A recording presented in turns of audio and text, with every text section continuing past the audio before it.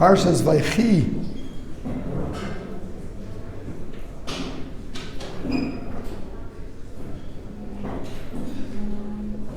Is a parsha that really puts an end to the book of Bereshis, to Sefer Bereshis, and to the Avos, Avram, Yitzchak, Yaakov.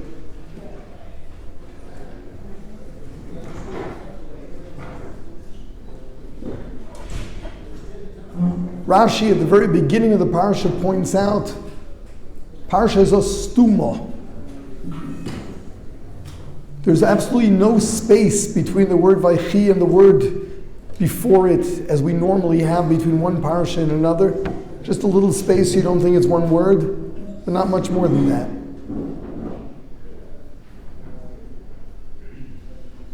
Some parshas have more space, others have less.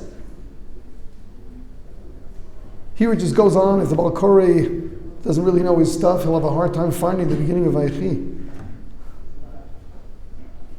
So why is it stuma? Why is it closed?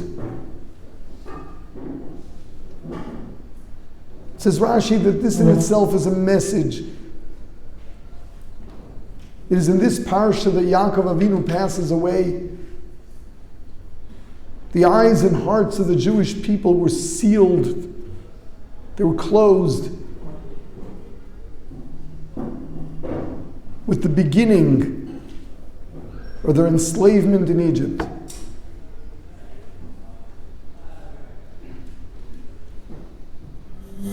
Meaning that Vayechi is really letting us know that this is the end of an era which was followed by the enslavement in Egypt. But Rashi is pinning it on the passing of Yaakov Avinu.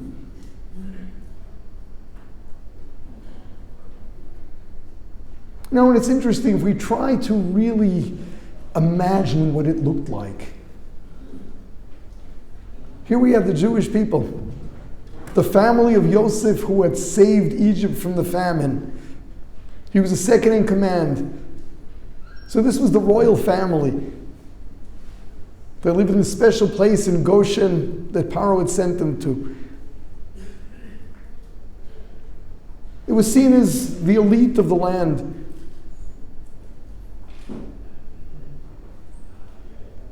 How did they turn into downtrodden slaves? It wasn't just slavery, it was torture, dehumanization.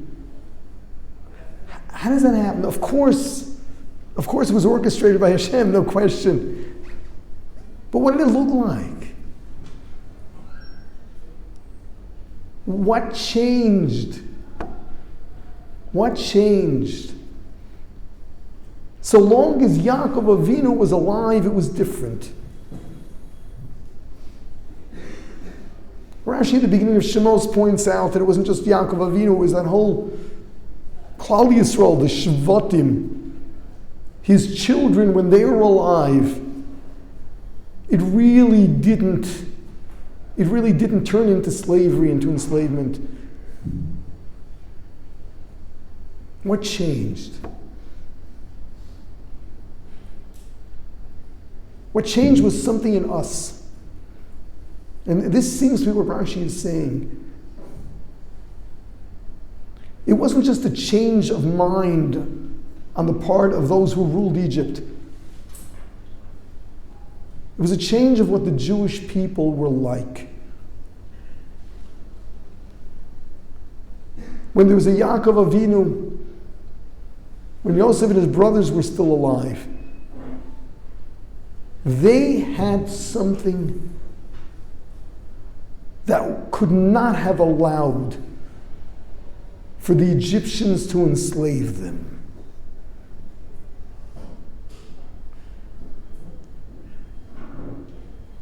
They commanded respect. The Egyptians only looked up to them.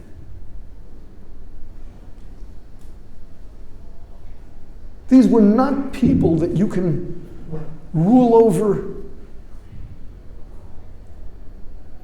make decrees about. These were certainly not people that you can convince an entire civilization to dehumanize.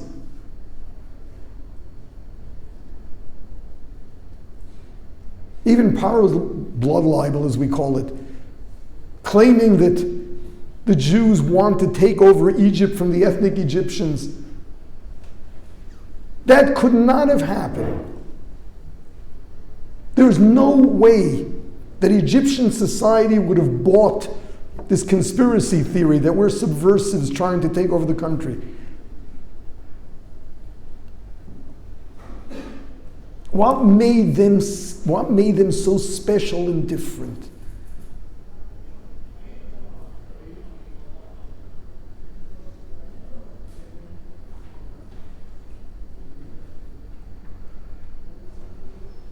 Rashi used the expression in describing the slavery as nistemu einehem v'libom. Their eyes and hearts were closed by the slavery. And it sounds like it's the eyes and hearts that were infallible, that would not have allowed for enslavement. Eyes and hearts.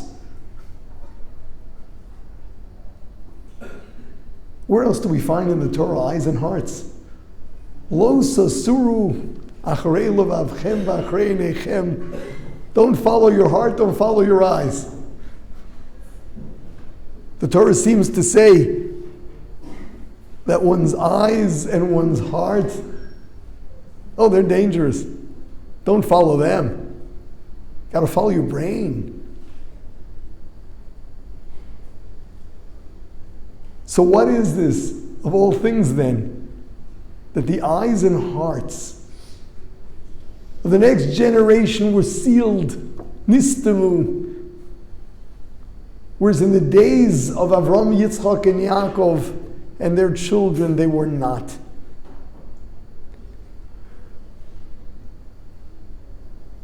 The eye is perspective, the heart, the passion, and that seems to be the key. Avram, Yitzchak, Yaakov, and the Shvatim, they were clear and they were passionate. They stood up for their values. They were not budgeable. They were big.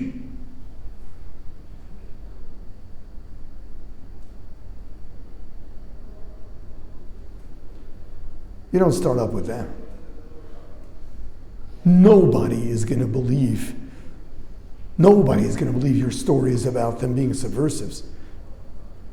These are people with values. These are people with clarity. These are people that don't compromise when it's practical. They live for what's right, not for what works.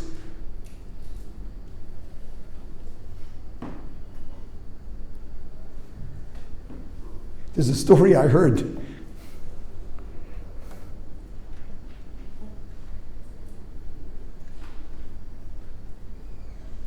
There's a certain Rosh Yeshiva that wasn't well. And they said there was a doctor in Miami that specialized in whatever it was that he was suffering from. So they flew him there. And they told the doctor, this is a great rabbi. The doctor was not Jewish, but he was Polish. He was born in this little city called, if you call it that, called Radin. Radin, you may know, was the city where the Chafetz Chaim lived. So this doctor said, don't tell me about great rabbis. There was a Rabbi Wasserman, Rabbi Chanan Wasserman, Chafetz Chaim's Talmud. When he walked down the street, we crossed over to the other side. There was an awe. There was an awe about him. And Rabbi Kagan, that's the Chafetz Chaim, when he walked down the street, the flowers stood up.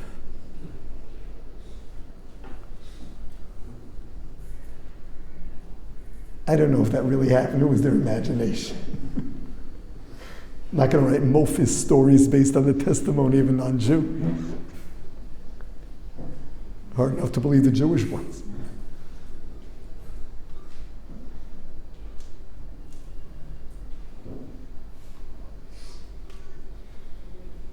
What it means for someone to have clarity of values.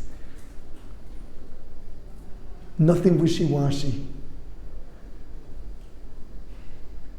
No compromise in a crunch. You know what you live for, you know what's important, and you're ready to make any sacrifice for it.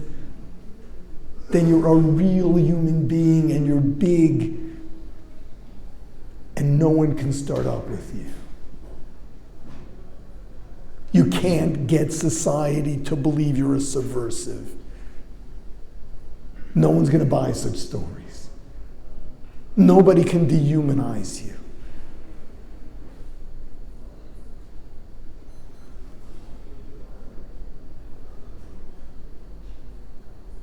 Yeah, I know you're having a great time in Yeshiva. And Torah is good. Yeah, and the level we live at, the way we choose our words, we're Shomer Lashon, we don't speak Lashon Hara.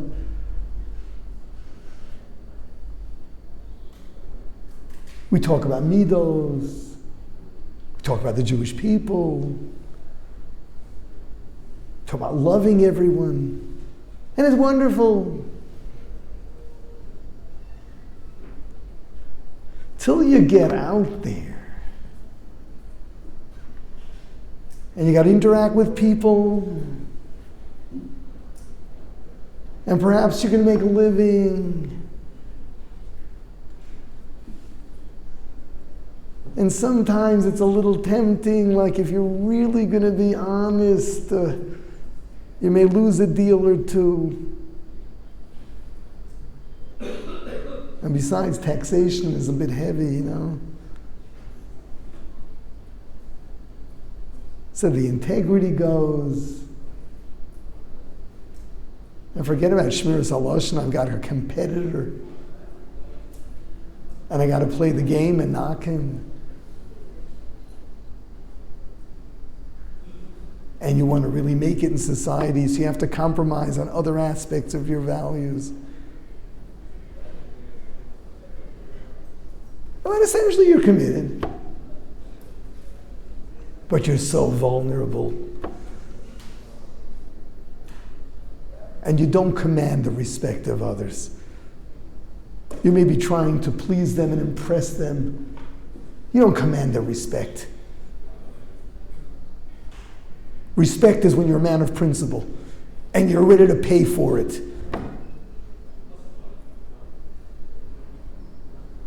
That your integrity is not for sale. That your bein adam lachavero is unconditional.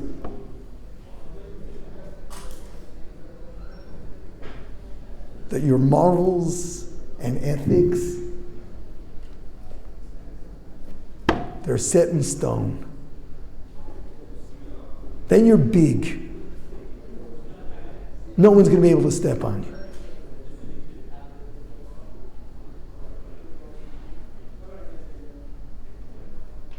So just imagine Yaakov Avinu and the Shiftei Kah. Their perspective, their eyes, they were clear. And their hearts, their passion. So long as they were around, there was no messing with the Jewish people.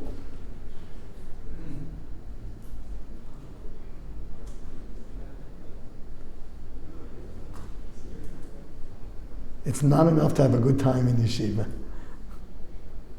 It's not enough to say you love Torah.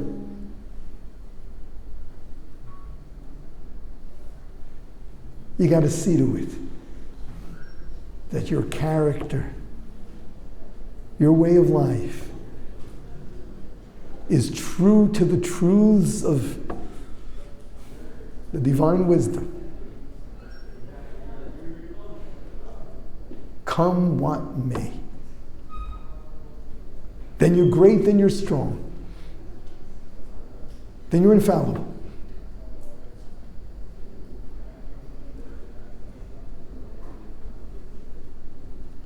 Even if you won't make so much money, this is more important.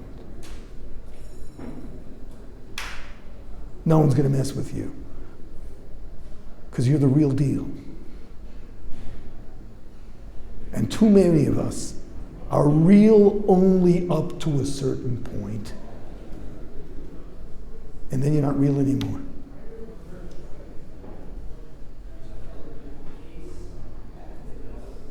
That's the message. That's the message.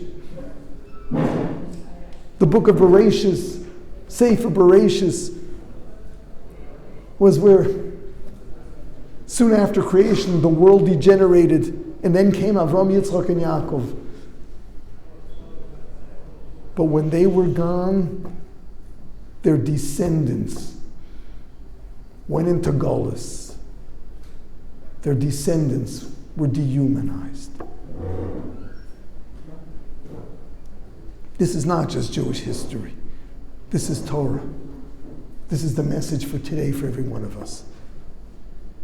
Be real, be real, be real. That's what counts. Always be real. Don't fold.